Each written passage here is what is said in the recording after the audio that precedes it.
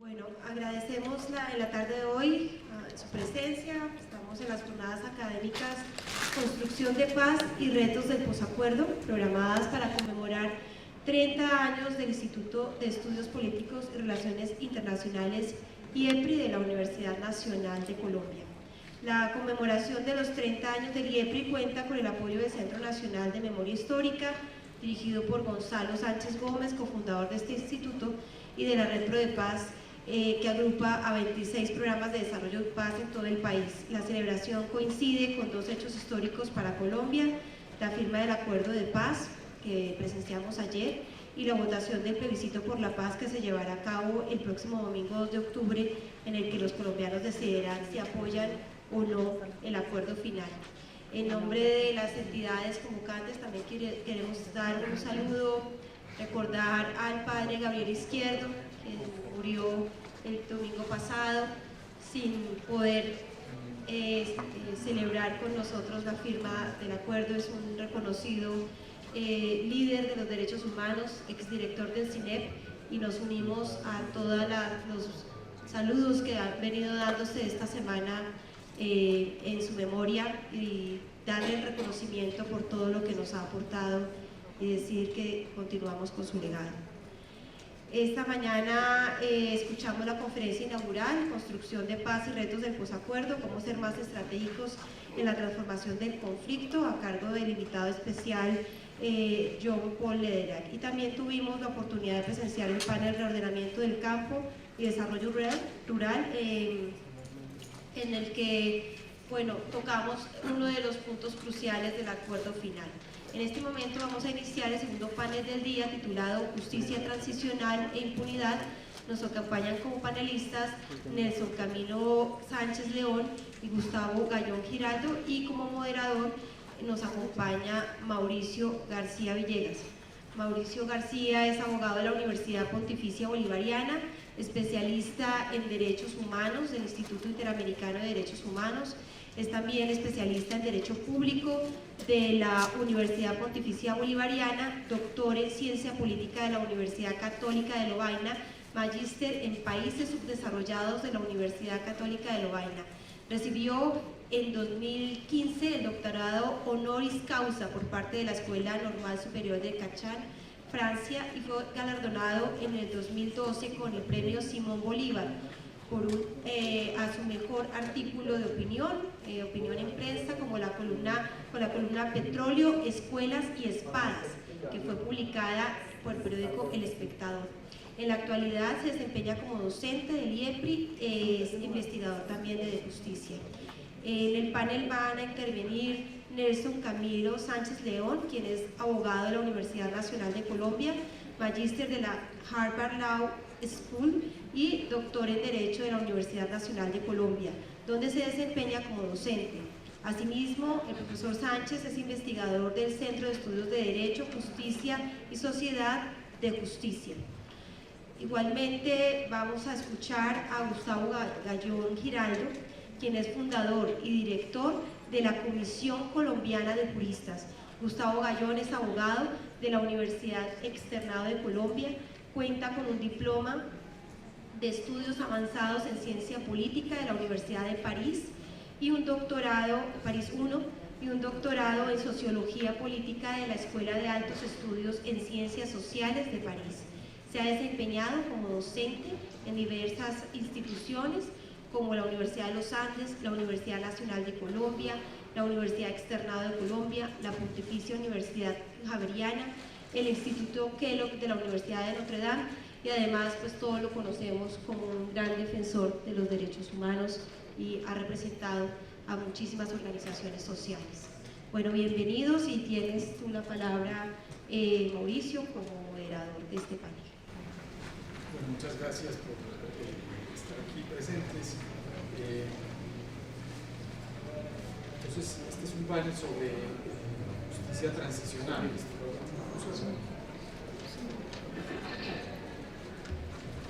Sí, es un panel sobre justicia transicional, que es producto de estas negociaciones de paz.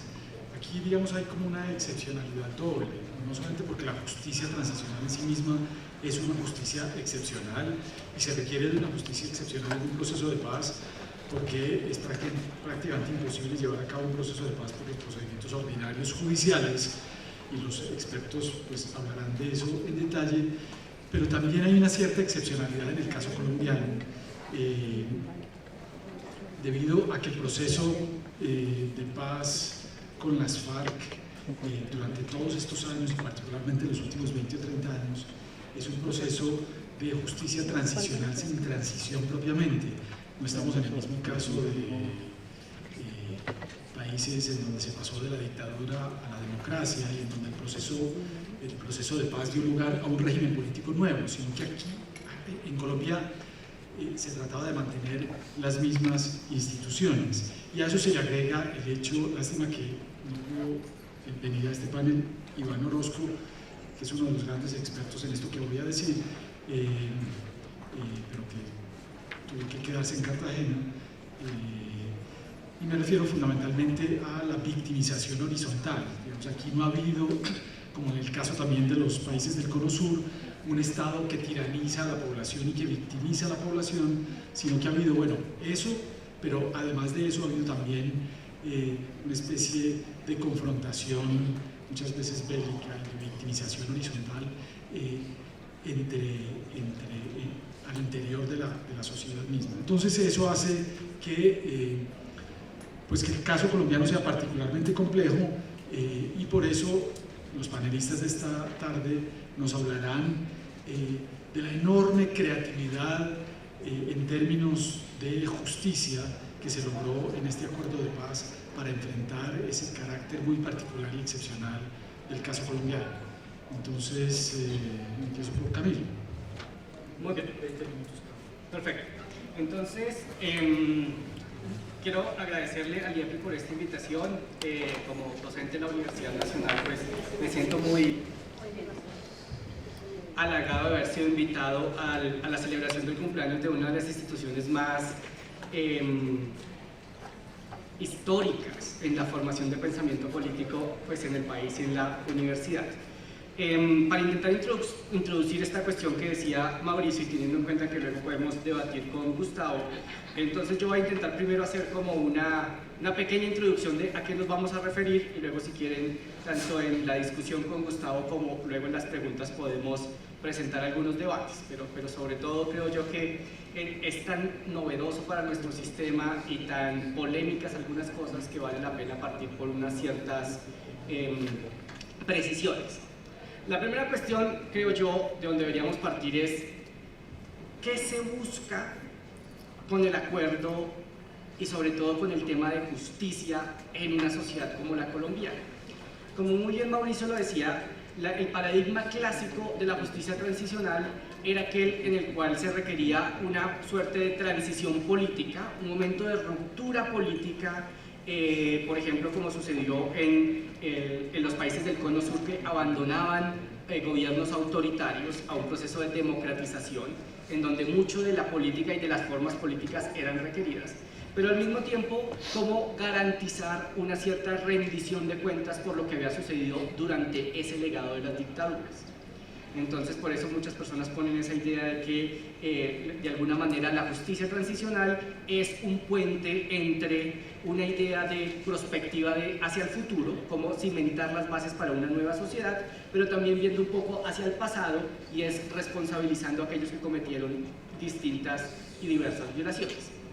Y cuando uno tiene ese esquema, la gran pregunta siempre sale, ¿cómo hacer con los dilemas asociados a esa idea de ver para adelante y ver para atrás, ¿no? Que es lo que aquí se ha presentado mucho en el país como esa idea de cómo hacer paz negociada cuando uno tiene obligaciones en materia de justicia, porque la fórmula tradicional de buscar paz negociada era pues generar incentivos para aquellas personas que tenían las armas o que tenían el poder en el caso de las dictaduras y pues poder negociar con algo que sirviera para hacer la transición.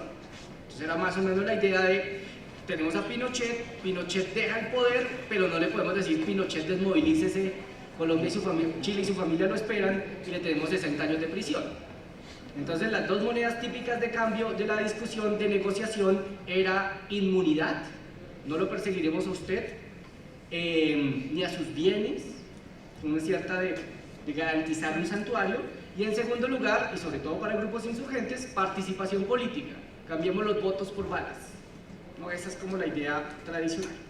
Pero esa idea más tradicional, evidentemente, pensaba mucho en el futuro, pero no se concentraba nada en el pasado. Que era decir, si damos inmunidad, entonces ¿quién responde por los delitos que se cometieron durante la dictadura? O en este caso, ¿quién responde por los delitos que se cometieron en el conflicto? Entonces, la idea de justicia transicional tiene en sí misma cómo balancear este dilema entre cosas que a veces son muy separadas. Porque entre más uno intenta alcanzar una, pareciera que se aleja del otro. Al menos puesto de esa manera. Pero podríamos discutir si es un dilema o es un falso dilema, pero al menos esa es como la idea. Y para eso es fundamental entender algo, creo yo, del acuerdo. En primer lugar, que es el producto de la negociación entre una insurgencia que, si bien muchas personas podrían, y eso gente que estuvo sobre todo esta mañana sabe más que de lo que yo puedo decir, pero que estaba debilitada pero no derrotada. No fue un proceso de sometimiento. Los procesos de justicia siempre han sido más sencillos cuando alguien le impone justicia a otro, cuando hay un derrotado y hay un ganador. Ahí es donde claramente, usualmente es donde ha habido justicia. Piensen ustedes, casi siempre cuando se habla de justicia transicional de manera más teórica, siempre se trae a recuerdo como esta idea de Nuremberg. ¿No? Que los tribunales de Nuremberg fueron aquellos momentos específicos donde se creó la idea de justicia transicional. Claro, en Nuremberg uno ganó, otro perdió. El que ganó hizo un tribunal y con ese tribunal hubo justicia a los que perdieron. Lo complicado es cómo pactar justicia cuando hay, digamos así, un empate entre los que están en las armas. El incentivo clásico para los que negocian procesos de paz y no han sido derrotados es negociar o intercambiar impunidades. Por eso, durante algún momento en esa discusión, cuando estaba discutiendo el tema de justicia y en general lo que llevó finalmente al acuerdo final, hubo una frase donde decía, no intercambiaremos impunidades. Que es la idea de, pues tú has hecho cosas malas, yo te perdono, tú has hecho cosas malas y viceversa. Entonces, yo creo que el primer punto de partida, y no se podría entender todo el sistema si no se parte de ese punto, es una justicia producto, es un acuerdo producto de una justicia negociada. Y que al ser negociada, creo yo que es muy interesante la idea de que hayan salido y que hayan terminado con un sistema de justicia. A diferencia de lo que ha pasado en otras sociedades, en donde el producto de esa negociación es o una amnistía o en el caso más extremo era el producto una amnistía, no miramos para atrás.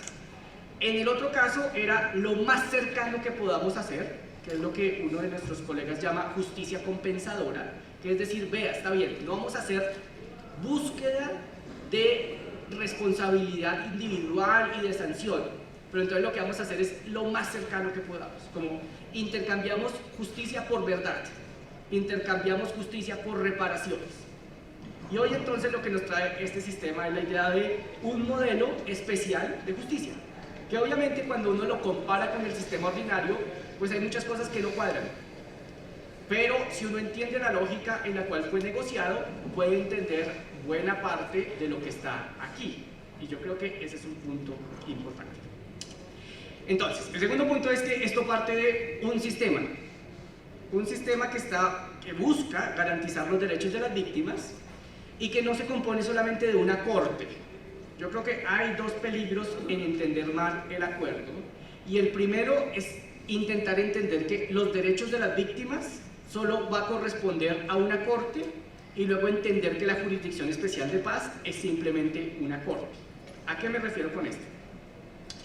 Nosotros ya, por la experiencia que hemos tenido estos últimos años de lo que contaba Mauricio, creo que una experiencia institucional importante es que garantizar los derechos de las víctimas requiere distintos puntos de entrada y requiere puntos de entrada que requieren especialización y puntos de entrada que requiere que se comparta la carga, digámoslo de así.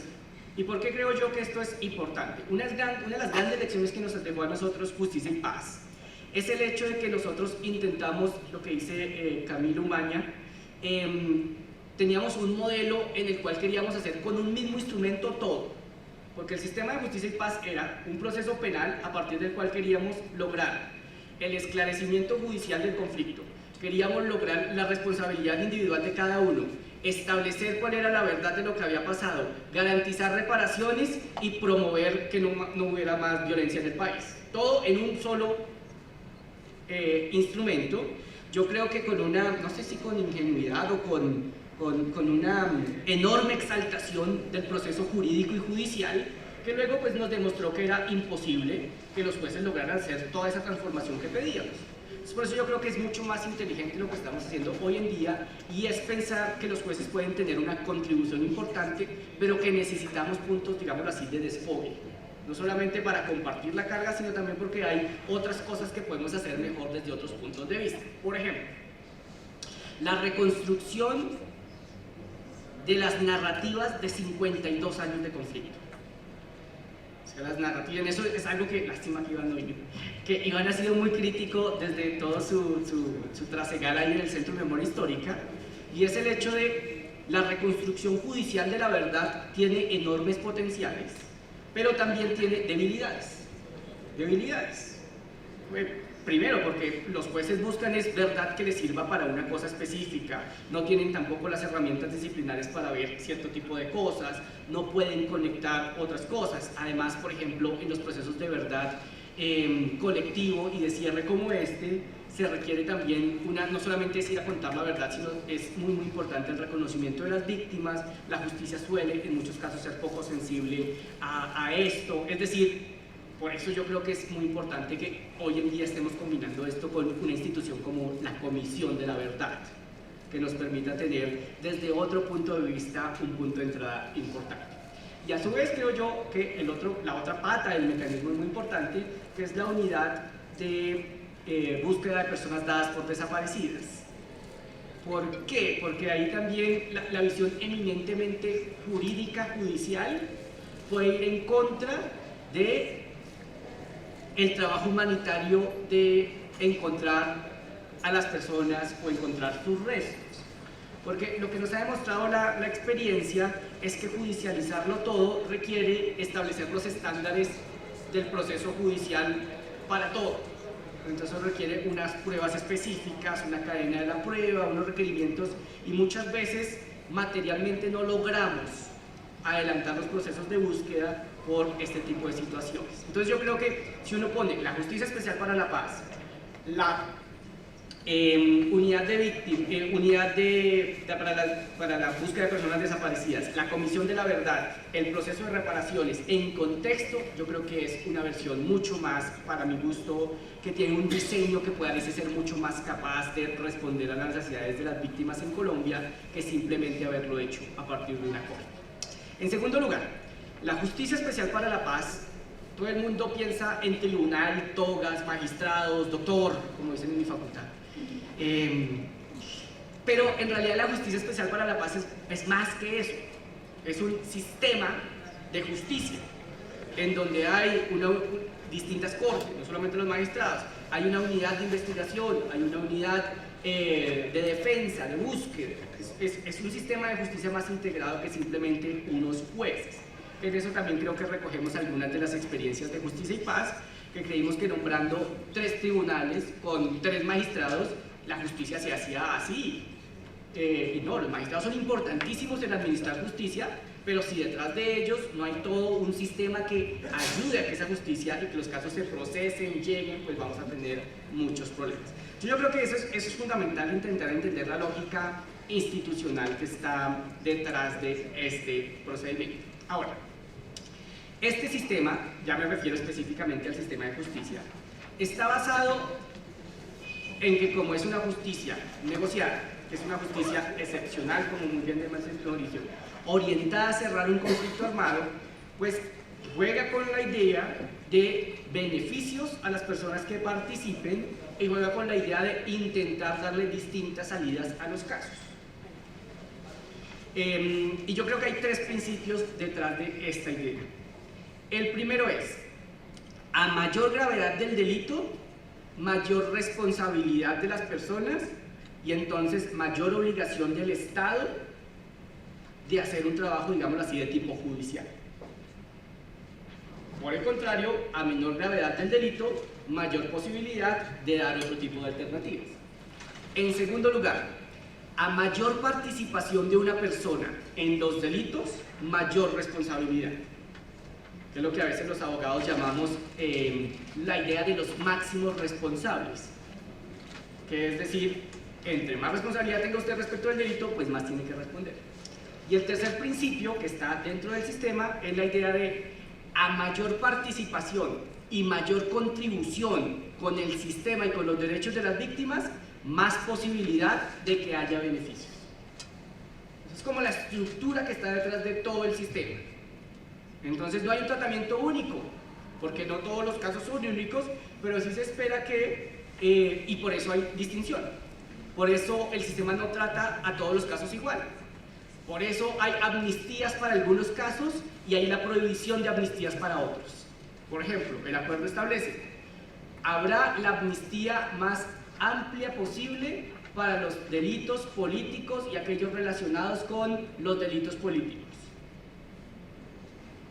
Obviamente con la contraprestación es que haya desmovilización de las guerrillas, de los que cometieron el delito político. Pero eso dice amnistía la más amplia posible. Pero el mismo acuerdo dice, están prohibidas las amnistías respecto de crímenes de guerra, crímenes de lesa humanidad, genocidio y graves violaciones a los derechos humanos. Entonces no es un sistema único. Por eso la discusión de impunidad o impunidad esconde muchas complejidades que tiene este sistema. ¿De dónde se sale esa lógica de que haya amnistía sí y amnistía no? Del principio de a mayor gravedad, pues mayor judicialización. Los delitos, graves violaciones a los derechos humanos son más graves, esos tienen un tratamiento, los otros delitos son menos graves, tienen otro tratamiento. Esa es en parte la idea.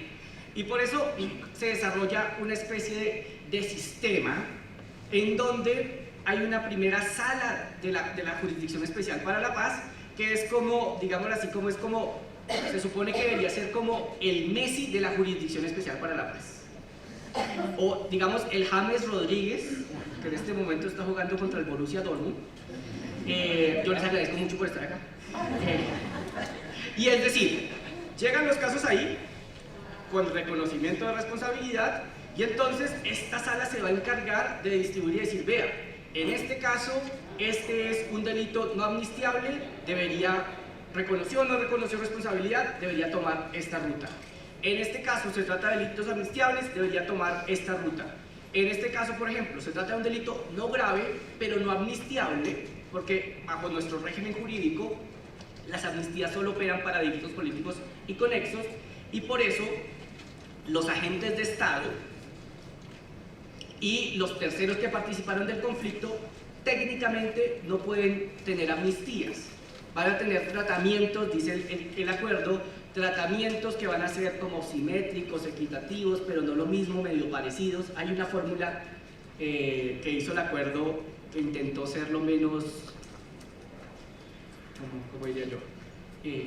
Pisar las menos sensibilidades posibles, y por eso es una fórmula súper extraña. Por la idea de, vamos a intentar tratarlos igual, pero no con lo mismo. Entonces, esta sala se encargaría de repartir para que luego el trabajo quede dentro de todo el sistema, digamos así, de manera distribuida. Otro punto muy importante que está en esta idea bajo la cual está construido el sistema es el hecho de que este no es un tribunal para las FARC. Y por eso mucha de la discusión de impunidad en Colombia se da, y sobre todo por muchas personas que han intentado apoyar la idea de que esto viola estándares internacionales, que no respeta los derechos de las víctimas, que promueve la impunidad, es la idea de que las FARC no van a pagar. Pero en realidad además, es el primer sistema en Colombia de este tipo que busca que participen todos aquellos que participaron del conflicto. No solamente las guerrillas, o en este caso la guerrilla de las FARC. También ahí van a entrar agentes de Estado y terceros que hayan financiado o que hayan apoyado el conflicto armado. La idea de es que sea un tribunal de cierre. Y ahora el último punto, porque ya creo que Mauricio está sacando un papel para decirme tarjeta amarilla. Bueno, perfecto. Mejor no sigas porque me bajan más minutos. Y es el tema, uno de los temas más discutidos, que es el tema de la pena. Entonces, uno escucha mucho que mucha gente dice, es que no hay penas. Y yo creo que ese es un grave error. Luego otras personas dicen, no hay pena de cárcel. Y yo creo que eso también falta la verdad. ¿Cuál es el sistema de la sanción que está orientado y cuál es la razonabilidad de la sanción en el cual está construido este sistema? El primero es, este es un sistema de justicia y está orientado a que haya un proceso de justicia que tenga oficialmente un procesamiento de las personas, que haya un reconocimiento de responsabilidad, bien sea a partir de la confesión o vencer a alguien en juicio, y que aquellas personas que sean responsables de los delitos más graves tengan una sanción. Es decir, en términos clásicos, eso es lo que hace cualquier sistema penal. Ahora, ¿en dónde empieza a ver las cuestiones particulares de este sistema? En primer lugar es el punto de las penas están divididas en tres. Hay tres tipos de penas, que son las penas ordinarias, las penas alternativas y las penas propias. Esa es la idea. A ver, las penas ordinarias están destinadas para aquellas personas que o voluntariamente se presenten o que sean llamadas por el tribunal y no colaboren con el sistema, no cuenten la verdad, no participen de la reparación de las víctimas, no se comprometan. Acuérdense que uno de los requisitos es a mayor compromiso, mayor beneficio. El que dé cero compromiso va a tener una pena ordinaria, que significa una pena de prisión en un establecimiento carcelario de los del INPEC hasta por 20 años. Este es el primer tipo de pena. Entonces, va a haber cárcel para a mí me preguntan muchas veces en la calle, o mi familia me pregunta mucho, pero si va a haber cárcel para las FARC, yo digo, probablemente para algunos sí. Es decir, tal vez no, si se comprometen, pues no, pero el que no, puede ser para las FARC, para terceros o para agentes de Estado.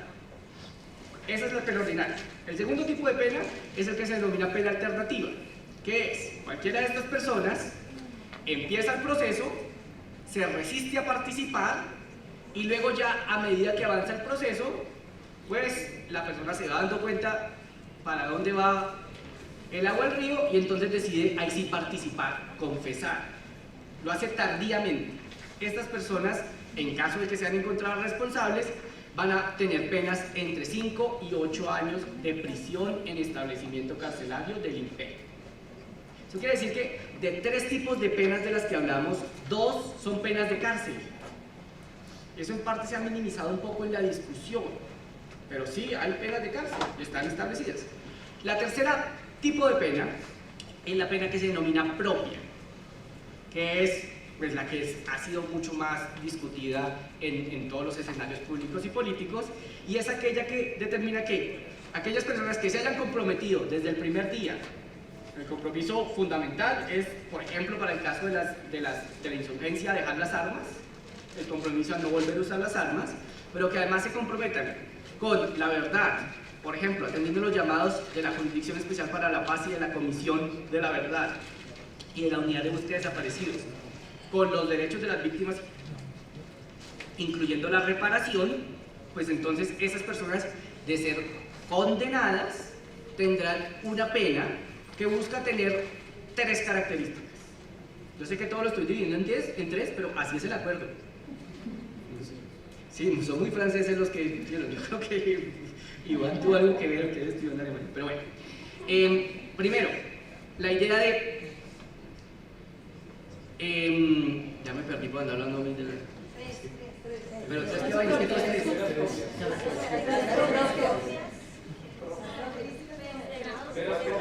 Sí, las penas propias. ¿Y en qué? El IEP cumple 30 años y el que me notas a mí. No, mentiras. Entonces, ¿cuál es la idea como de la pena propia?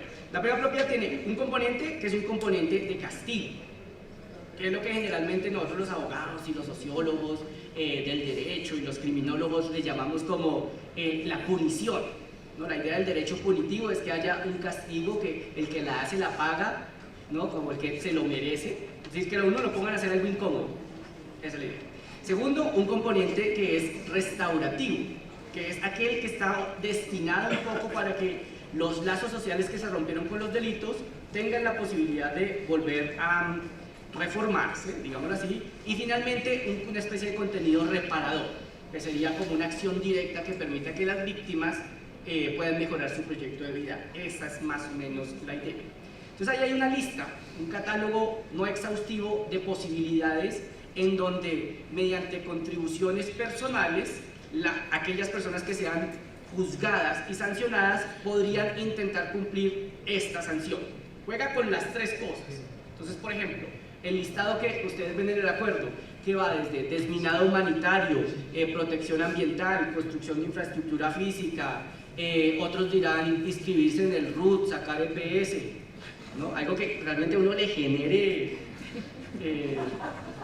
tiene que ser castigo, ¿no? Yo hago un chiste. Todas las que ustedes ven en el acuerdo están basadas bajo qué idea. Primero, son cosas que la gente regularmente no haría y que generalmente puede uno considerar que son cargas, imposiciones. Nadie se levanta por la mañana así feliz a desminar, sobre todo cuando es una actividad que es riesgosa para la vida. En segundo lugar, con el desminado se está haciendo una contribución a la sociedad que puede tener un efecto restaurador, restaurativo, y asimismo puede tener un efecto reparador. Por ejemplo, en el mismo caso, el desminado de los predios de las víctimas al mismo tiempo pueden tener esa triple esencia. Al final, ¿cuál va a ser las penas específicas que van a pagar las FARC o los agentes de Estado? No las sabemos. No las sabemos porque los que van a estar encargados de definir la pena pues son los jueces. Es el tribunal el que va a decir. Hay unos lineamientos, pero aún así todavía no conocemos la extensión de las penas. Y esto incluye, y es muy importante,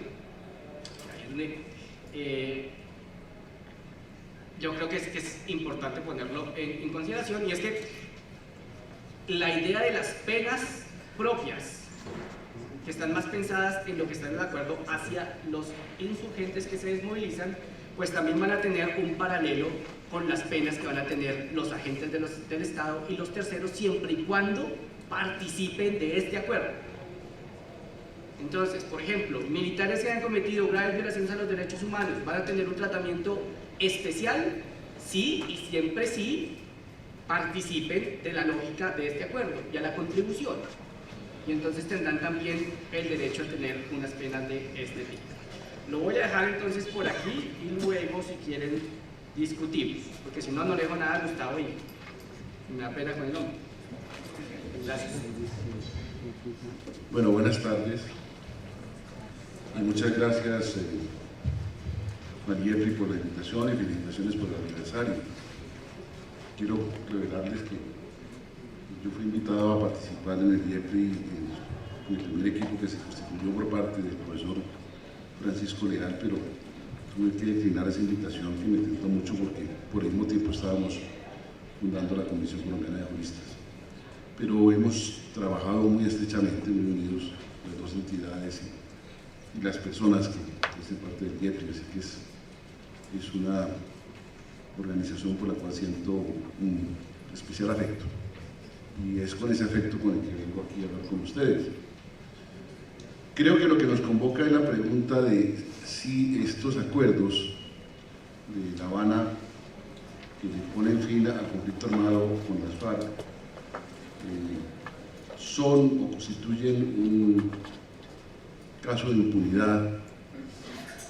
Pues mucha gente señala que, como hay gente que ha cometido graves crímenes y va a quedar sin cárcel, entonces como no hay cárcel para ellos, hay una cárcel para otros, como lo ha mencionado Camilo, como no hay cárcel para ellos, concluyen esas personas, va a haber impunidad. Y yo pretendo comentar con ustedes cómo esa idea, aunque es entendible, no es correcta. Este no es un acuerdo de impunidad y por el contrario constituye el mayor esfuerzo que yo conozca, que podamos conocer en el mundo en cuanto al intento de lograr justicia en un acuerdo de paz. Lo que se ha hecho en los acuerdos es algo, y lo digo sin ningún rubor, realmente admirable. Difícilmente podría haberse logrado algo mejor. ¿Por qué? Porque en los acuerdos de La Habana hay efectivamente la intención de garantizar lo máximo que se pueda el derecho a la justicia y al mismo tiempo de garantizar el derecho a la paz. Tanto el derecho a la justicia como el derecho a la paz, lo ha dicho la Corte Constitucional, lo dijo hace 10 años cuando revisó la ley 975 sobre justicia y paz. Tanto el derecho a la justicia como el derecho a la paz son derechos de rango constitucional y por consiguiente no puede sacrificarse uno en aras de garantizar el otro. Lo que tiende a darse en procesos de paz, y no quiero decir con esto que se haya dado exactamente en Colombia, pero lo que tiende a darse, lo que tiende a predominar es el sacrificio de la justicia en aras de la paz. Puesto que va a haber paz, entonces no hagamos justicia, y hay expresiones coloquiales muy dicientes al respecto, esto de pasar la página, esto de borrón y cuenta nueva y demás. Digo, en Colombia no ha sido exactamente esa la tradición. En Colombia las diversas leyes que han regulado el tema de los acuerdos de paz, por lo menos desde los años 80 del siglo pasado, puede que antes también, han señalado que no puede haber amnistía o indulto para delitos atroces. Definición o estipulación que ha sido criticada por su carácter poco jurídico, puesto que no hay una definición jurídica de delitos atroces, pero la gente ha entendido y las leyes también se encargaban de completar o de superar esta deficiencia, ilustrándolos con algunos ejemplos. No puede haber delitos, no puede haber amnistía o indulto para delitos atroces tales como desaparición forzada, asesinato cometido fuera de combate y otras conductas, violación carnal, etc. En Colombia ha sido esa la tradición, pero a pesar de que ha sido esa la tradición y que mucha gente en los procesos anteriores se ha quedado en la cárcel porque se ha encontrado que estaba en curso en algunos de esos delitos, otros han escapado a él porque la regulación no era muy rigurosa. Pues no es que en Colombia hubiera habido descuido al respecto, pero sí primaba de todas formas una cierta inclinación a que no había que ser muy exigentes en materia de justicia, había que aplicar justicia, sobre todo en los casos más atroces, más horrendos, pero, en fin, que primara la paz. En la medida en que ha ido ganó en los últimos 20 años, yo diría, fuerza la idea de que tanto la paz como la justicia son derechos de rango constitucional, se fue haciendo necesario también ver cómo se garantizaba el derecho a la justicia en esta materia. Y no solamente por virtud del desarrollo del derecho nacional, sino también del derecho internacional que ha hecho evolucionar el derecho nacional en esta materia. Y al respecto, los trabajos desarrollados alrededor de la Comisión de Derechos Humanos de Naciones Unidas, especialmente en torno a dos instrumentos jurídicos, han sido muy valiosos para aclarar el asunto y para abrir pistas de solución que fueron las aplicadas cabalmente en esta ocasión. Esos dos instrumentos de los que me refiero son el conjunto de principios sobre lucha contra la impunidad y el conjunto de principios sobre el derecho de las víctimas a interponer recursos y obtener reparaciones. Son principios que se propusieron a finales de los años 90, después de consultas, trabajos con los diversos países del mundo, con los gobiernos de diversos países del mundo, con las víctimas, muchas víctimas colombianas, muchas latinoamericanas que participaron en estas discusiones, con los profesores encargados de esto en la Comisión de Derechos Humanos de Naciones Unidas, que fueron básicamente dos, bueno, muchos otros, pero fueron los que aglutinaron esto. El profesor Louis Joannet, que escribe Joinet, francés, que fue la persona a quien se le atribuyó la responsabilidad de proponer los principios de lucha contra la impunidad, y el profesor holandés Theo van Boven, Boven con B larga la primera y con B pequeña la segunda. Y estos principios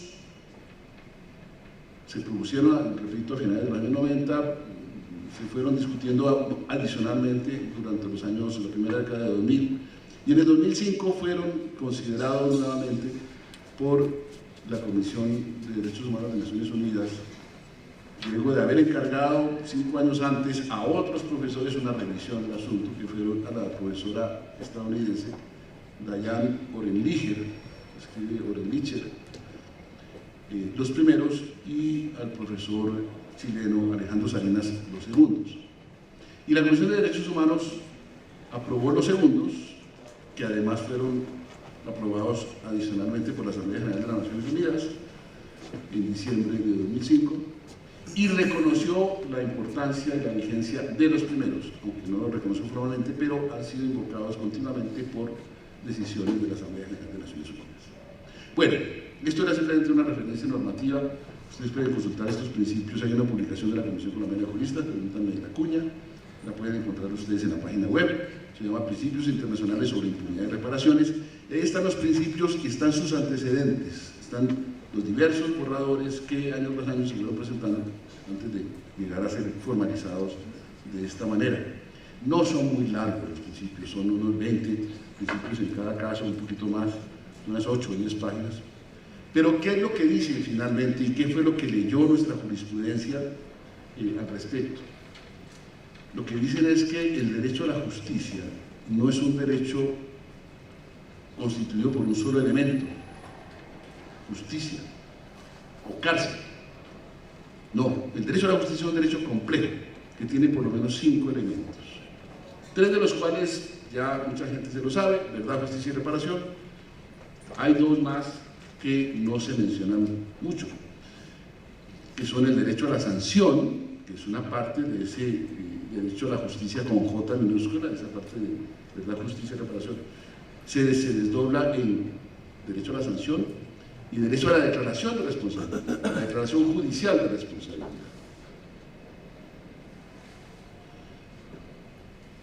Y el otro elemento es garantía de no repetición.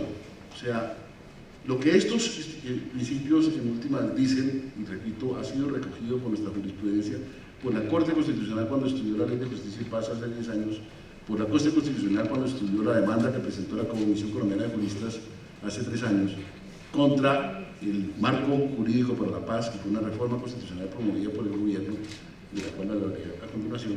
La Corte hace un estudio de diversas principios, normas internacionales de derechos humanos, tanto estos que menciono como decisiones de la Corte Interamericana de Derechos Humanos y el Tribunal Europeo de Derechos Humanos, y concluye eso, concluye el derecho a la justicia está constituido por esos 5 elementos por lo menos. Y es posible, para ponderar el derecho constitucional a la justicia y el derecho constitucional a la paz, es posible flexibilizar uno de los elementos de ese derecho a la justicia, siempre y cuando se mantengan los otros 4, cuando se trate de un proceso genuino de paz. ¿Y cuál de esos elementos es el que se puede flexibilizar? ¿La verdad? No. ¿La reparación? No. ¿La garantía de no repetición? No. ¿La declaración judicial de sanción? No. La pena. Porque lo menos importante del derecho a la justicia es la pena. Claro, tiene una función. Camilo nos ha ilustrado bastante al respecto, pero no es el objeto central del derecho penal, a pesar de que se llame así, la pena. El derecho lo que trata de hacer es restablecer y reparar al máximo el daño que se haya hecho a través de esos elementos. Por lo pronto, una declaración judicial de una autoridad que tenga el carácter de autoridad judicial y que no sea cualquier funcionario o comisario de policía y el que diga el asunto. Que se establezca qué fue lo que pasó, que se repare, bien sea por el propio implicado, bien sea por el Estado, por lo que se repare, que se garantice que no se vuelva a repetir, y también le pongan una pena, si quieren. Pero resulta que ha hecho carrera en la sociedad, y no solamente en la nuestra, idea de que el derecho penal es fundamentalmente para castigar. No, es para eso otro antes que lo demás. Y lo que el acuerdo y los acuerdos de La Habana hacen es extraer la lección de ese desarrollo, de ese descubrimiento, de esa ilustración que en los últimos 20 años ha producido como consecuencia fundamentalmente de los dos principios que he mencionado y del trabajo de muchas víctimas en el mundo, incluidas las víctimas colombianas y organizaciones de derechos humanos, que han llegado a esa conclusión. En La Habana no se llegó con esa idea, y por eso el gobierno, con buena intención, propuso esa modificación consistente en el marco jurídico para la paz. Yo creo que lo hizo responsablemente, porque dijo, tengamos una norma constitucional que nos permita negociar con las FARC el tema, el acuerdo de paz y dar un tratamiento adecuado a la impunidad. Pero ese marco jurídico para la paz fue demasiado lejos y permitió que hubiera impunidad para violaciones de derechos humanos e infracciones graves al derecho humanitario que no constituyeran delitos de lesa humanidad, crimen de guerra o genocidio, porque el marco jurídico para la paz, esa reforma constitucional que estableció un artículo transitorio constitucional para acuerdos de paz, dijo, en acuerdos de paz podrán seleccionarse y renunciarse a la persecución judicial penal de delitos, salvo genocidio, crimen de lesa humanidad y crimen de guerra.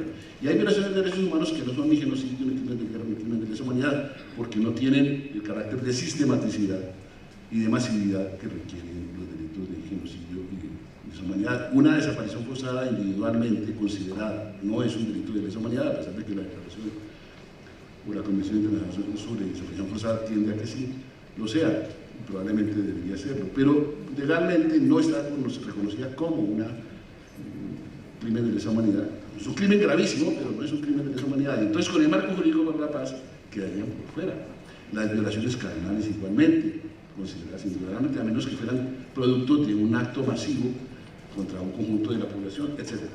Por eso demandamos desde la Comisión Colombiana de Juristas esa reforma constitucional, y la Corte Constitucional nos dio la razón a su manera, porque declaró constitucional el marco jurídico para la paz, pero le introdujo unos parámetros de interpretación judicial, según los cuales, dijo expresamente, puede priorizarse el juzgamiento de los delitos de genocidio, crimen de guerra, crimen de lesa humanidad, pero las otras violaciones de derechos humanos e infracciones graves al derecho humanitario que no tengan ese carácter, también tendrán que ser juzgadas judicialmente por jueces, aunque no sean priorizadas.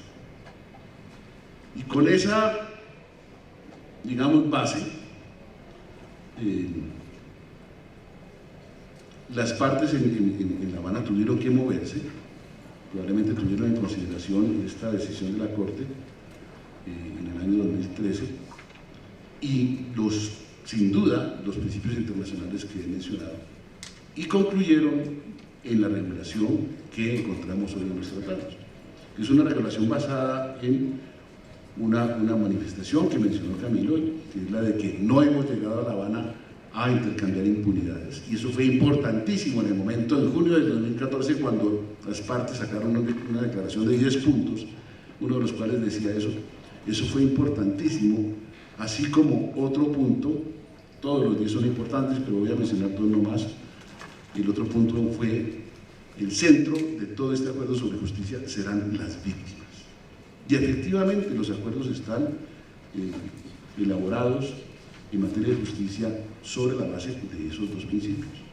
Ustedes dirán, son palabras, son declaraciones sobre el papel, probablemente, pero antes no se habían puesto sobre el papel esas palabras, y las han repetido, y las han desarrollado a través de una serie de mecanismos detalladísimos que están en los acuerdos, donde se establece este sistema múltiple que contiene de una parte un tribunal, la creación de un tribunal que juzgará a las personas en esas tres vertientes ya mencionadas, los que reconozcan su responsabilidad desde el principio, que serán objeto de una declaración judicial con una sanción, que no será pena privativa de libertad, habrá restricción de libertad, pero no cárcel. No sabemos exactamente qué va a consistir, pero creo que deberá haber un desarrollo adecuado al respecto. Y reparación hasta por 8 años, trabajos personales de reparación hasta por 8 años a partir de un programa serio de reparaciones que el procesado o el grupo de procesados propongan al juez, que el juez o magistrado o en la sala apruebe y que además va a supervisar durante esos 8 años. Esto no es, como dice por ahí un senador del Centro Democrático continuamente, que los van a poner a sembrar lechugas, no.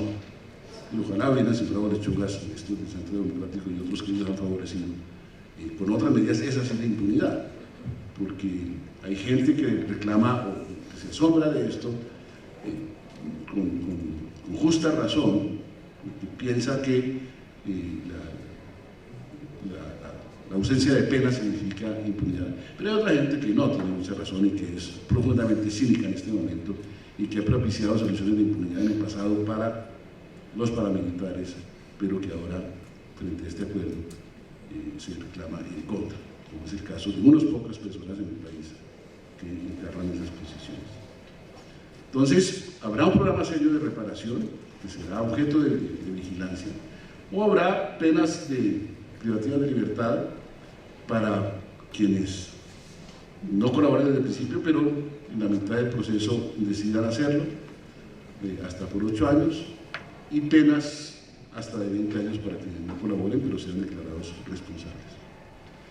Pero además de eso, habrá una comisión de la verdad que estará orientada no solamente, que es muy importante también, a mirar el pasado, a hacer memoria, sino sobre todo a construir bases para el desarrollo de una convivencia hacia el futuro. Y por eso en la Comisión de la Verdad se hace mucho énfasis en su carácter territorial, en la organización de labores en los territorios, en las zonas donde ha habido particularmente vulneraciones a diversos sectores de la población. En otros países donde se ha aplicado justicia transicional no ha habido tribunal. Lo que ha habido es una comisión de la verdad que sustituye al tribunal, que sustituye la acción judicial, la declaración judicial de responsabilidad. Aquí se decidió crear los dos. ¿Dónde se encuentra esa combinación de elementos que prevé el acuerdo y que reclaman quienes lo critican? Y además de eso se va a crear una unidad de búsqueda de personas desaparecidas. Existe una, creada por la ley en Colombia, que desafortunadamente no tiene mucha fuerza, ha hecho cosas importantes, pero no tiene aparato, no tiene equipo ejecutivo, está integrada por delegados de algunas entidades del Estado y de 2 organizaciones no gubernamentales. La Comisión Colombiana de Justicia hizo parte de ellas y hoy en día organizaciones de desaparecidos son los representantes. Eso se va a superar, se va a fortalecer, se va a vigorizar, se va a crear una unidad con presupuesto, con gente, para buscar e identificar a los miles de desaparecidos que existen en el país. Y fuera de eso existe el compromiso también, como parte del sistema integral de verdad, justicia y reparación, de adoptar una política de derechos humanos por parte del gobierno centrada fundamentalmente en las poblaciones vulnerables, es decir, comunidades indígenas, afrocolombianas, campesinas, trabajadores, mujeres, niñas, niños, población mayor, población LGBTI, defensores y defensoras de derechos humanos, con una participación importante de la Defensoría del Pueblo en esa materia. ¿Eso no es justicia? Crear un sistema complejo, vigoroso, en donde haya declaración judicial de responsabilidad para todos los actores, también para la guerrilla, por supuesto, y donde por otra parte se les concedan beneficios, no amnistía, pero a los militares, porque también un problema ya de carácter político, no solamente jurídico, habría sido que se consideran beneficios para los que negociaron la paz como insurgentes, que en el régimen jurídico colombiano pueden ser destinatarios de amnistía para delitos políticos y no para los militares. Aquí lo que hubo fue un trabajo supremamente ponderado, supremamente articulado, supremamente cuidadoso, orientado a ofrecernos a todas y todos en el país la posibilidad de que tengamos justicia y posibilidades de convivencia hacia el futuro. Así que, respetando mucho a quienes desde una posición genuina consideran que hay impunidad y que no hay justicia porque no va a haber cárcel, yo los invito a reflexionar, mirando la complejidad de la solución que se da, la integralidad del mismo, y ver cómo es el mayor esfuerzo posible hecho para que haya justicia. De lo contrario, si no se hubiera encontrado esta fórmula, tendríamos probablemente justicia, pero no paz, a menos que hubiera una intensificación de la guerra, que es lo que algunos proponen, implícitamente o explícitamente. Aquí se logró, por el contrario, esta fórmula, y voy a terminar simplemente llamando la atención acerca de cómo, por supuesto, esto que se ha pactado está sujeto a que se cumpla, y nuestro papel como sociedad consiste en reclamar que se cumpla. Pero existe la posibilidad, con lo que se ha pactado, la posibilidad de que superemos la situación de impunidad enorme que padecemos en el país. Lejos de haber creado impunidad, los acuerdos de La Habana abren la posibilidad de que efectivamente hagamos descender esa impunidad que en materia de violaciones de derechos humanos es superior al 99%, la hagamos descender al máximo posible, no sé si al 60% o al 50% o al 70%, pero creo que existe una gran posibilidad de que la impunidad se reduzca de ese 99% en donde está actualmente. Por ello, por muchas otras razones, pienso que si se reflexiona con serenidad y juiciosamente el asunto, se debe llegar a la conclusión de que no hay impunidad en este acuerdo. Por el contrario, se ha hecho un esfuerzo admirable, maravilloso, para lograr superar la situación de impunidad que es así, la estamos viviendo y la seguiríamos viviendo si no existiera este acuerdo. Gracias.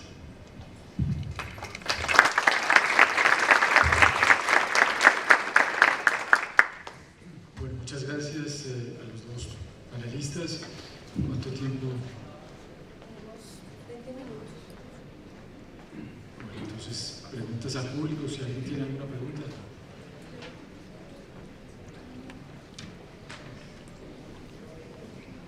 Buenas tardes. Buenas tardes. Bueno, primero quiero aclarar, agradecerles por las intervenciones y aclarar que no soy abogado, entonces mi pregunta está fundamentalmente motivada por la ignorancia. Hace poco, hace unas semanas, unos jefes paramilitares expresaron el deseo de ser también cobijados por la Justicia Especial para la Paz. Mi pregunta puntual es, ¿cómo tramitar esa solicitud? Porque por un lado la justicia dice, pues la justicia tal como lo entiendo dice que cobija a todos los que estuvieron involucrados en el conflicto armado y uno no puede negar que los paramilitares tuvieron un papel ahí pues muy significativo, pero por otro lado ya están cobijados por otro tipo de acuerdo.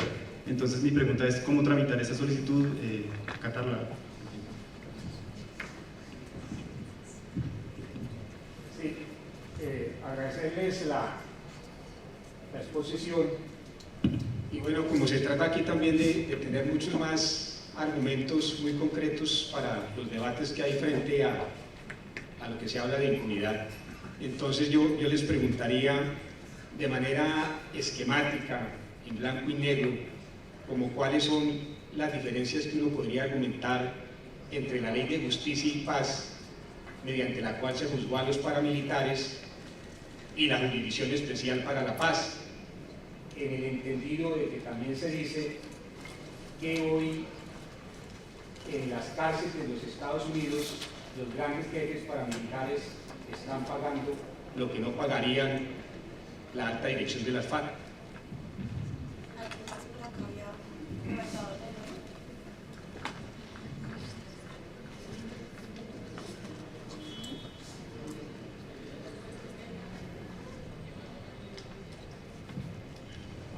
Buenas tardes, doctor Gallardo.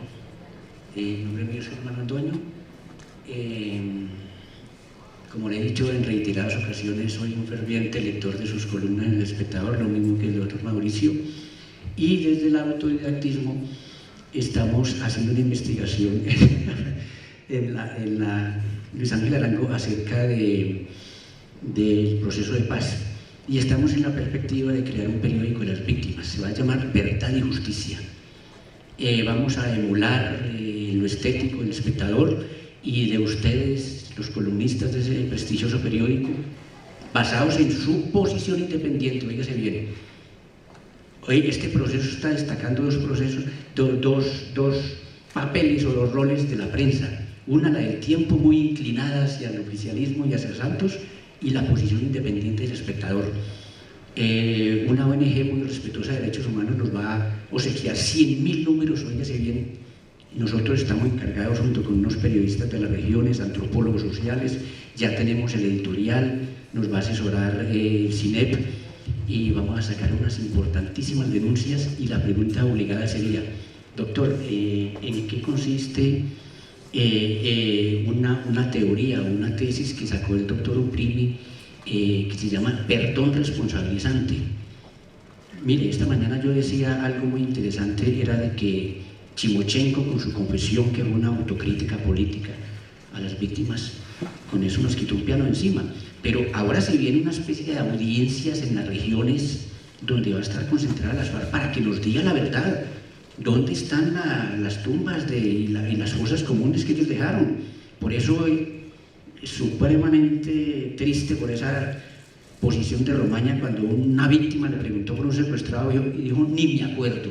Oígase bien, esos sectores militaristas de las FARC, que son muy notorios, eso le respondió a una víctima. Entonces nosotros nos apestamos como víctimas, oígase bien, a hacer una especie de audiencias públicas en las regiones, habida cuenta de que ellos ya van a estar, y que sus jefes van a tener que respondernos a nosotros víctimas, dónde están los miles de secuestrados, y los vamos a expropiar de esa vaina, obviamente con la asesoría de ustedes.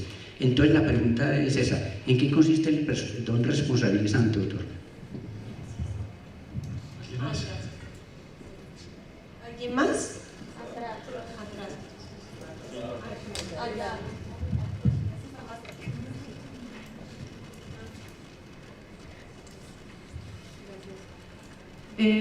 Primero que todo, gracias a los panelistas. Quisiera hacer una pregunta, mejor dicho, dos muy puntuales. La primera tiene que ver con el tratamiento diferenciado, pero simultáneo, integrado, equitativo, etcétera, de los agentes del Estado. ¿Cómo será eso? ¿Podemos entrar un poquito más en detalle ahí? Pues entiendo que tiene que ser, o que es diferenciado en el sentido que no se aplica pues, la figura de la amnistía como tal. Habrá otro régimen de reclusión, sin embargo, quisiera como entender la relación entre eso y el régimen de sanciones propias, alternativas y ordinarias del sistema. Y lo segundo es cómo podemos esperar que se resuelva el tema pues, jurídicamente de participación no determinante en hechos graves, donde entiendo que se puede inclusive acceder a un beneficio que implique una pena de 2, 3 o 4 años.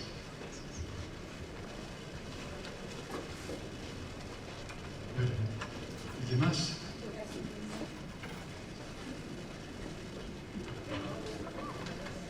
Bueno, también muchas gracias por las dos exposiciones.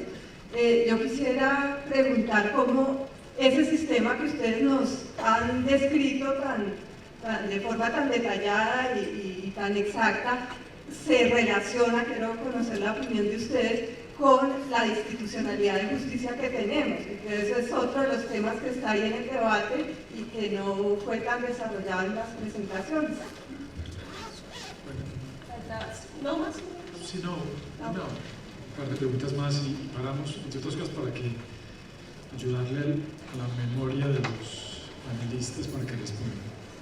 Okay. Buenas tardes, muchas gracias por las intervenciones.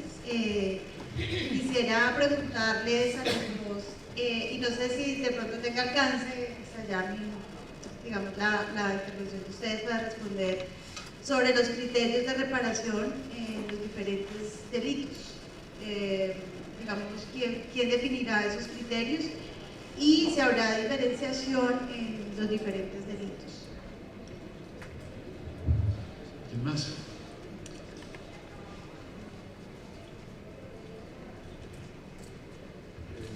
Buenas tardes.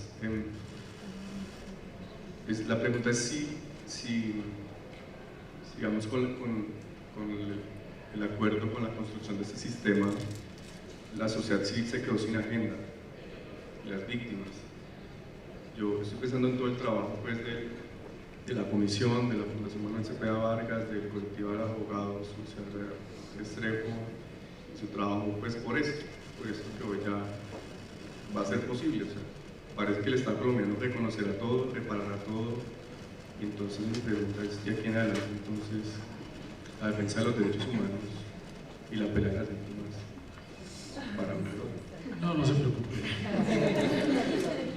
A ver, trabajo, tranquilo. Bueno, entonces le doy la palabra a Camilo inicialmente. Quienes preguntaron no asignaron a ninguno de los dos panelistas, pero yo les propongo que vayan escogiendo cada uno las que más se acomoden a sus propios intereses. Muy bien. ¿Cómo veo yo el tema de los paras? Creo que... ¿Sí? ¿Funciona? Sí. El tema de los paras creo yo que lo va a tener que definir el tribunal, que es el que finalmente va a definir, porque el acuerdo establece que podrán presentarse aquellas personas que se desmovilicen de las guerrillas, sean agentes de Estado o sean terceros que no hayan participado en grupos armados pero que hayan financiado o colaborado. Bajo la redacción del acuerdo estarían excluidos y yo creo que se hizo conscientemente. Ahora bien, el tribunal tiene la capacidad de no solamente recibir a los que se presenten, sino de llamar. Entonces vamos a ver si el tribunal ejerce esa posibilidad. Así lo veo yo, pero es una pregunta muy difícil, cómo tramitar ese tipo de cosas. Segundo, 5 diferencias que veo yo entre Justicia y Paz y este proceso, y este acuerdo. La primera creo yo que es la base del acuerdo, que en este caso hubo acuerdo sobre cuál era la fórmula de justicia, y yo creo que eso es fundamental para la legitimidad no solamente de ejercer la justicia, sino para que la gente que va a recibir las sanciones, digamos, las cumpla bajo la idea de que yo me comprometí a esto. Eso no ocurrió hace 15 años o hace 12, 13 años cuando se negoció la forma jurídica de cómo enfrentar los delitos cometidos por el paramilitarismo. La fórmula que se negoció fue impunidad absoluta. Luego, por vicisitudes políticas, se llegó a Justicia y Paz. Pero la opción inicial era que no iba a haber ningún tipo de sanción. Por eso, de hecho, hoy uno de los que más promueve la idea de que impunidad significa cárcel, en aquella época promovía la idea del tribunal restaurativo, y trajo a Desmond Tutu y lo llevó por todas las universidades acá de Colombia, y diciendo que había que ver la justicia de manera más amplia. ¿Por qué? Porque se había negociado otra cosa. Entonces yo creo que, uno, el acuerdo es distinto. Segundo, yo creo que este se preocupa más por capacidad institucional y por diseño, y eso es fundamental.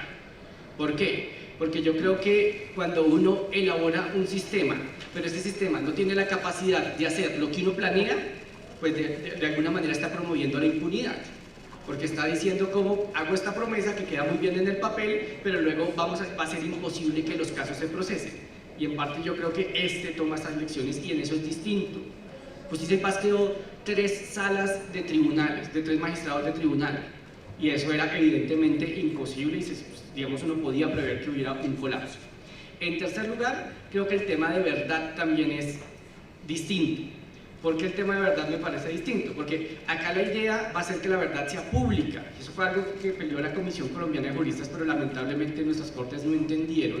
Y era el hecho de que este proceso se basa mucho en que lo que sale del proceso judicial sea conocido, sea público, eso genere un proceso en el que al menos nos avergüence lo que dejamos hacer nosotros como sociedad que pasara. Por el proceso de Justicia y Paz fue prácticamente privado. Esa idea de que las versiones libres fueran entendidas como versiones privadas, que el público no las conociera, eso yo creo que mató en parte el impacto que podía tener el proceso. En cuarto lugar, creo que una diferencia importante es los actores. Justicia y Paz fue hecho solamente para unos actores específicos, lo cual dividió todo el proceso. ¿Y qué es lo que hoy en día está pasando? Y pasó, se demostró. Cuando uno de los de Justicia y Paz, uno de los paramilitares, confesaba cualquier tipo de cosa, y entonces, por ejemplo, confesaba respecto a un agente de Estado, pues ese no se podía llamar a juicio. Ese tenía que hacer lo que llamamos los abogados compulsar copias, que era mandarle la carta a otra autoridad para que luego lo investigue. Y entonces hoy en día, por ejemplo, la Fiscalía en algún momento llegó a tener, creo que eran 13.000 compulsas de copias sobre personas relacionadas con Justicia y Paz que no podía ella misma investigar. Este es un tribunal que busca investigar y procesar a todo el mundo. Y finalmente, creo yo, en reparación, ahí también hay una enorme diferencia. Y esta idea de que la pena tenga un contenido reparador y que haya por primera vez la reparación, digamos así, directa de quien cometió el crimen a las víctimas, eso no lo tuvimos, y el esquema de justicia y paz en materia de reparación fue, para mi juicio, bastante deficiente. Entonces yo diría, esas 5 para mí son grandes diferencias.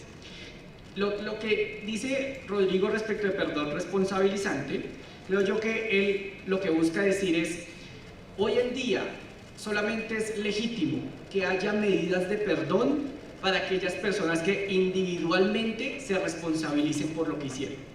Medidas de perdón no significa borrón y cuenta nueva. Medidas de perdón puede ser rebaja de penas, penas alternativas, digámoslo así, como beneficios punitivos. Antes esos beneficios punitivos se daban a partir o de ninguna responsabilización, una ley de amnistía por ejemplo, nadie salía responsabilizado, o de solicitudes de perdón, digámoslo así, más colectivas. Hoy en día lo que defiende, yo creo que UPRINI, es que aquella persona individual que quiere un tratamiento punitivo benéfico, individualmente tiene que ir y responder. Y yo creo que eso fue fundamental, porque hubo un momento en que las partes estuvieron muy tentadas, por ejemplo la guerrilla de las FARC decía, no, es que no nos podemos quedar en responsabilidades individuales, porque perdemos de vista el gran responsable de todo esto, y el gran responsable es el capitalismo. Entonces culpemos al capitalismo, y yo creo que la idea de Rodrigo es totalmente distinta, es decir, claro, hay unas cuestiones que son más transversales, pero el que quiera perdón, usted responsabilícese individualmente, y solo así es que va a haber posibilidad.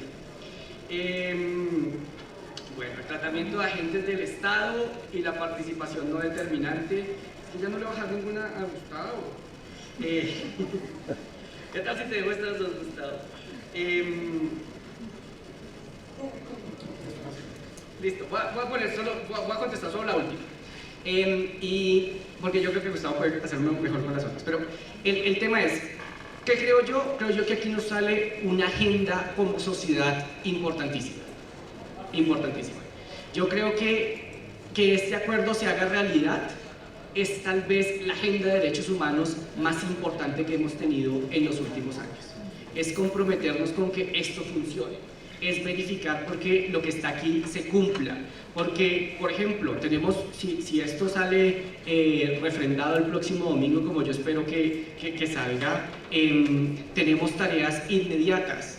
Por ejemplo, hacer verificación social de que las personas que van a llegar a estas instituciones de ese sistema sean las mejores, que sean personas que tengan la capacidad para hacerlo, que los magistrados que lleguen allá tengan la competencia, que los miembros de la Comisión de la Verdad sean los que sean, que la reglamentación que salga del Congreso sea la adecuada para cumplir con esto, y luego enfrentarnos día a día con los miles de problemas que vamos a tener para sacar esto adelante. Yo creo que ahí por lo menos tenemos una agenda que a mí me parece retadora, pero sinceramente muy esperanzadora y emocionante. Muchas gracias. Bueno, Gustavo, ¿puedes responder si te vas a quedar sin trabajo? Sí, no, yo comparto las respuestas de Camilo a las 4 preguntas, y sobre la última quisiera agregar simplemente o enfatizar lo que Camilo ha dicho. Aquí lo que hay es trabajo, es decir, las organizaciones de derechos humanos hemos tenido que desarrollar nuestra actividad en unas circunstancias de gran dificultad, de gran incomprensión, de una negación de la importancia del tema de derechos humanos, de una negación de su pertinencia, de una negación de su razón de ser, y una descalificación, una estigmatización como algo ligado a uno de los actores del conflicto, la guerrilla en particular. Aquí hay un reconocimiento de una situación grave de derechos humanos, de unos mecanismos que se idean para avanzar en esa materia en relación con justicia, que es lo que más hemos comentado, pero en relación con una política de derechos humanos que los acuerdos establecen el compromiso del gobierno de avanzar en esa dirección, y también el compromiso de la FARC de contribuir a ello, pero sobre todo es una responsabilidad estatal y un llamado, un reconocimiento a diversos sectores de la sociedad, incluidas las organizaciones de derechos humanos, a participar en eso. Pero además habrá un trabajo ingente en relación con alimentación e información para la Comisión de la Verdad, planteamiento de temas, igualmente actuación ante la Comisión Especial de Paz en relación con los casos. Los Comisiones de Derechos Humanos estamos organizando los casos que llevamos para ver cuáles se van a presentar en la Comisión Especial de Paz. Hay un trabajo también muy fuerte que debe hacerse, ojalá sea de los primeros que se logren, en relación con el punto sexto, 3, 4, ya me pierdo. Bueno, el pacto civil, el pacto de renuncia a la violencia en la sociedad, es una invitación a todos los sectores políticos y sociales a que nos comprometamos en esa dirección, y eso tiene que ser realmente algo que logremos. La sociedad colombiana tiene que aprender a vivir como cualquier sociedad normal, sin matarnos por razones políticas, por diferencias de pensamiento. Y eso no se logra automáticamente con el acuerdo de paz, pero el acuerdo de paz establece el compromiso de trabajar en la dirección de ese pacto. Entonces, no, lejos de quedarse sin agenda la sociedad civil y las organizaciones de derechos humanos en particular, lo que hay es un trabajo enorme por realizar, pero con la ventaja de que ya hay un reconocimiento mayor a la pertinencia de ese trabajo. En relación con las otras preguntas, el tratamiento diferenciado de lo simultáneo para los agentes estatales, que tiene como cuatro adjetivos que yo no me he podido grabar, parecen muy especiales, obedecen a un reclamo de parte del Estado en favor de los militares, comprensible probablemente por la naturaleza de la negociación, del acuerdo. Pero más allá del detalle, yo lo que sí quisiera decir, creo que anuncié algo en la presentación inicial, es que aquí se logró pensar también en fórmulas que le dieran salida a el tratamiento que se deba dar a los agentes del Estado. Porque un acuerdo de paz que hubiera considerado un tratamiento de justicia como el que he mencionado para sectores guerrilleros, pero una justicia que son de justicia transicional y una justicia no transicional sino clásica para agentes del Estado, la verdad es que habría creado unos problemas de gobernabilidad tremenda. Pero no se trata, como pretenden otros, que efectivamente presentan proyectos al Congreso para favorecer judicialmente a los militares en todas circunstancias. No se trata de generar impunidad para los militares y para los agentes estatales, lo cual además sería negativo para sus propias instituciones. Se ideó un procedimiento que también contempla la posibilidad de obtener beneficios para agentes del Estado que colaboren con este tipo de fórmulas, de medidas, sin caer en la equivocación de conceder amnistía por delitos cometidos por agentes estatales. Y entre ellos se prevé la posibilidad de, sobre todo creo que se hizo énfasis en el mecanismo de la libertad condicionada para personas que hayan purgado ya una parte de la pena y que al mismo tiempo manifiesten su disposición para colaborar con el tribunal. Creo que fundamentalmente eso es lo que se ideó. Se ideó también, y está escrito en un párrafo, en el parágrafo 44 del punto 5 de víctimas, la idea de que los militares serán juzgados solamente conforme al derecho humanitario. Y eso está escrito, repito, pero hay una sentencia de la Corte a propósito de una reforma constitucional que se tramitó de manera general sobre el mismo tema, en donde la Corte dice, claro, los militares deben ser juzgados de acuerdo al derecho humanitario y a los derechos humanos, no solamente en función del derecho humanitario, porque hay una corriente de interpretación del derecho humanitario según la cual, y que lo tergiversa, el derecho humanitario es el derecho que autoriza a hacer la guerra y cuando se autoriza a hacer la guerra, entonces los militares deben ser juzgados no de acuerdo con unas normas rígidas de responsabilidad, sino con unos principios como el de proporcionalidad y la distinción de civiles, y cuando se violan esos principios, entonces se amonesta al militar y se le dice, se le fue la mano, la próxima vez observen mejor los principios. No, se le fue la mano, pero también violó los derechos humanos, y aquí hay una norma que castiga como una conducta violatoria, como un delito, esa conducta. Entonces, ese es otro aspecto que, aunque la pregunta no está explicitado, sí aprovecho para responderla. Ojo con el párrafo 44 del punto 5 de los acuerdos, que es inconstitucional, y existe la sentencia de la Corte que dice sí, se están juzgados de acuerdo con el derecho humanitario, pero en convergencia, en concordancia con el derecho de los derechos humanos. ¿Cómo se relaciona la justicia transicional? ¿Cómo se relaciona estos mecanismos de justicia con la institucionalidad de la justicia? Pues yo llamaría la atención acerca de la descongestión que felizmente va a sentir la justicia ordinaria y que nos va a permitir exigirle, reclamarle mayor actividad y mayor eficiencia en relación con el resto de delitos. He mencionado que he dicho que la impunidad en materia de violación de derechos humanos es superior al 99%, y así es. Las víctimas de violación de derechos humanos difícilmente encuentran una declaración. Hay, contados con los dedos de la mano, uno que otro caso, pero no lo hay. Pero también en materia de delincuencia ordinaria no es que sea muy lejos, es decir, la impunidad es en todo caso superior al 90%, algunos dicen que 95%, que 97%, en relación con el resto de delitos. Hay estudios oficiales que dicen que solamente 1 de cada 10 homicidios es objeto de una decisión judicial, de una sentencia judicial. Entonces, el sistema judicial, lamentablemente, y lo digo con toda consideración, con todo respeto, sin intención de ofender a nadie, pero se asemeja más a un sistema de lotería que a un sistema de adjudicación de responsabilidades. Y aquí estamos padeciendo, todas y todos los colombianos, esta tragedia de no tener una justicia. Y en el último periodo de la Fiscalía, la fiscal se le dio por crear una serie de cosas orientadas a perseguir la gran criminalidad, y entre tanto la pequeña criminalidad, pues no. Sencillamente se han dado casos en que uno llega a una dependencia judicial y le dicen no, yo sufrí amenazas, no, hay que esperar a que lo maten porque, y literalmente así ha sido, hay que esperar a que lo maten para que podamos iniciar una investigación, no se puede adelantar nada por este momento.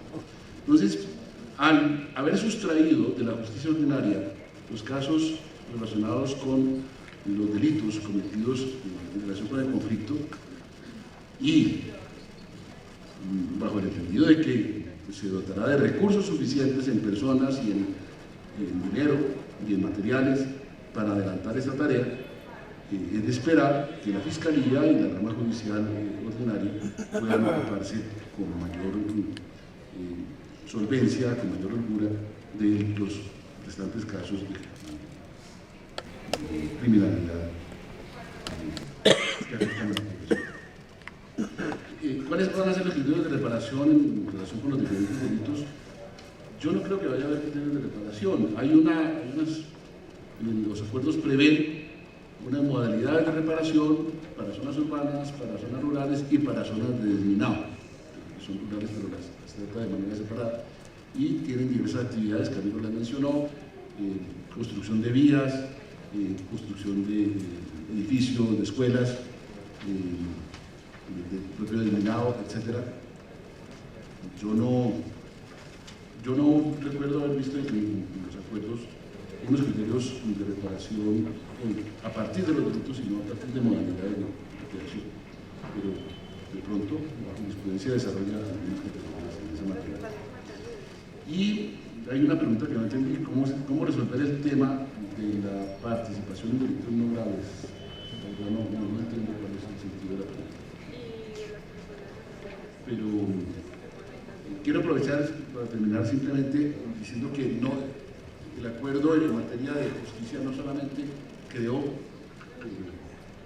una solución judicial y ajustada, más que ajustada a las exigencias del derecho internacional de los derechos humanos en esta materia y del derecho penal internacional.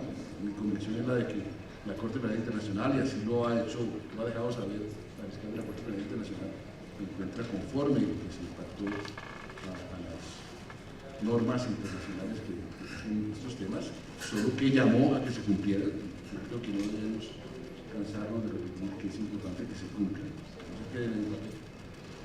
Pero no solamente se hizo eso, que ya de por sí sería suficiente, sino que hace un llamado implícito a que se civilice el tratamiento penal para la población en relación con el conjunto de delitos. Observen ustedes que la categoría de las personas que no colaboren con la Comisión Especial de Paz, se establece para ellas que la sanción será hasta de 20 años de prisión. Hablando con quienes participaron en estos temas, yo pregunté por qué, porque me había causado mucha curiosidad. Cuando en Colombia las penas tienen un máximo de 60 años, ¿por qué había habido esa rebaja? Y se dio entre las personas que participaron en la redacción una discusión acerca del carácter civilizador de la pena, de la naturaleza de la pena. Se volvió a hacer una reflexión como la hizo Beccaria en su momento. ¿Cuál es el sentido de la pena y por qué tener penas superiores, penas exorbitantes, de 50, de 60 años, como para qué? En última son penas de cadena perpetua realmente. Bueno, sobre eso hay alguna decisión de la Corte no muy afortunada en esa materia, que no lo reconoce como tal. Y el planteamiento que predominó fue ese: 20 años, que para algunos casos no es nada, 20 años es suficiente pena cuando se trata de una privación de libertad rigurosa como lo que se prevé. Y es lo que está desarrollándose en este momento en algunas corrientes europeas y bueno, desde hace un tiempo. El pensamiento orientado a reducir el carácter punitivo del derecho penal, pensar en otro tipo de medidas efectivamente orientadas a la resocialización del delincuente, pues se abre campo.